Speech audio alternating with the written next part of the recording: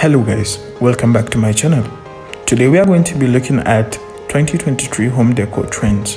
In 2023, home decor and interior designs are trending towards the incorporation of natural elements into contemporary settings, adding warmth and symmetry to spaces that might otherwise be cold, modern and geometric.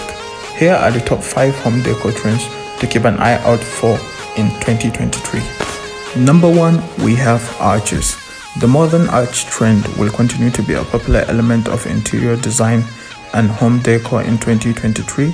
Incorporating curvature through arches can help soften a space, add more visual interest. Expect to see the use of arches in furniture, hallways, mirrors, shelves, cabinets, and decor.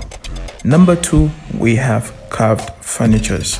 Carved furnitures is another example of utilizing organic shapes to soften a room, breaking up more geometric elements in a home, and natural shapes can help make space feel welcoming, familiar, and relaxing. This is a trend that is here to stay. Number 3, we have natural wood finishes. A material like wood can be found in just about every home, but after years of stain and high gloss woods, natural finishes are back.